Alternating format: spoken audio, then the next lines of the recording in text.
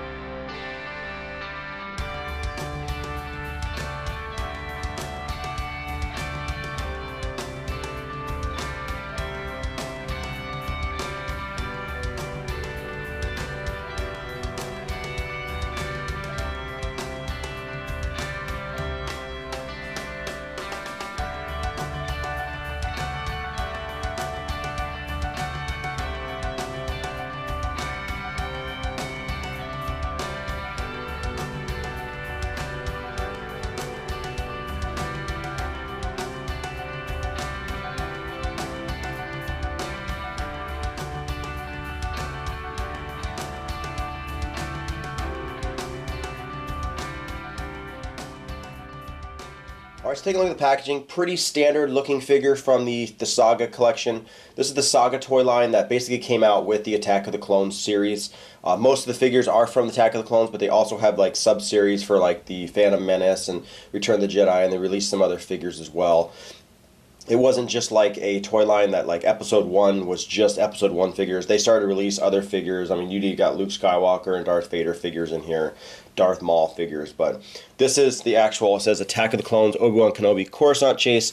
It's got a nice picture of Obi-Wan from the movie. It says with Force action. It's got the nice Star Wars logo. This is not one of my favorite packages. This whole toy line is kind of not the greatest for me, and the packaging, same thing, just doesn't do it for me. But when it says with Force action, essentially this is designed, these were supposed to make put the action back in action figures, I think what they said for this toy line. So a lot of these figures have different actions and stuff like that, as opposed to like the Comtech chip reader from episode 1 and stuff. But it gives a little synopsis to Obi-Wan Kenobi. It says O2 number 3. They basically just had two different lines where they were released in different years, and then they were numbered sequentially in those lines as well. But kind of shows what can happen with Obi-Wan Kenobi. Gives a little synopsis saying 10 years after losing his master at the hands of the Sith, Obi-Wan Kenobi has become Anakin Skywalker's Jedi mentor. Given the mission to protect Senator Amidala after the assassination attempt of her life, Obi-Wan Kenobi finds himself hanging from a fleeing ASN-121 assassin droid as it tries to escape through the maze of Coruscant's cityscape.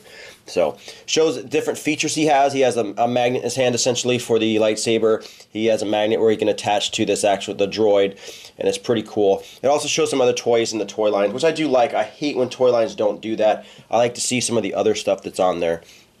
But pretty standard, but let's get this guy opened up.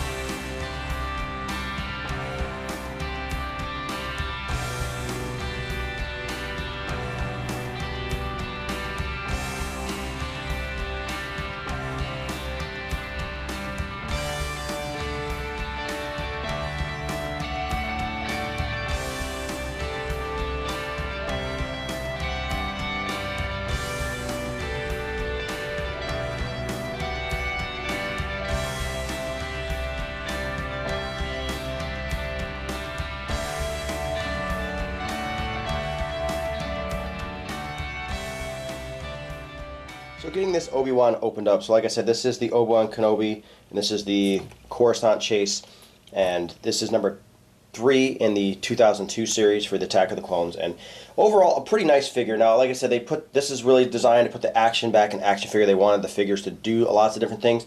This figure definitely has that, and the extra features work really well. Some of the other ones are kind of cheesy, but I actually do like this figure quite a bit. Now, visually, I'm not a big fan of the Obi-Wan Kenobi like mullet look that he had in Episode 2, but this figure is not too bad, so I definitely do like this figure as far as his looks. But essentially, you're going to get Obi-Wan Kenobi, you get his lightsaber, and you get the droid. So they call this an ASN 121 droid, and it looks really nice. Nice detail on it. It comes with a stick in the back. I'm assuming this is just to have so the kids can hold it. I don't believe that was part of the droid in the movie.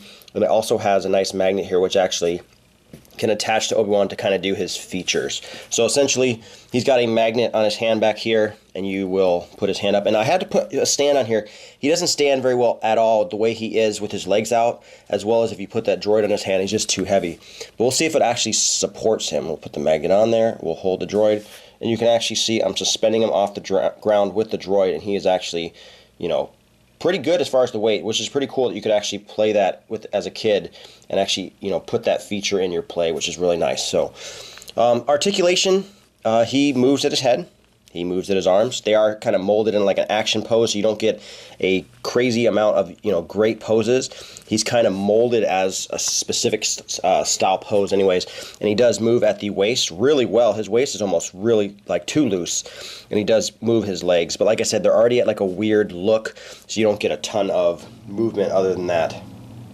Here we have the Obi-Wan Kenobi face, and you can see he looks pretty good. His hair doesn't look as mullety as it does in the movie, which I like. Definitely a little bit lighter color than he probably should be as far as the hair, but overall a good, you know, sculpt for Obi-Wan. I mean, it's pretty close to Ewan McGregor for a 3 3/4 inch figure, and I do like that. So you can see as we kind of rotate on the back, they did a good job with the hair. So I think it's pretty cool. Taking a look at his midsection, you can see his belt. You know, everything's done really nice. Like I said, he's got really great movement in his waist, almost too much. I mean, he's just like spins freely.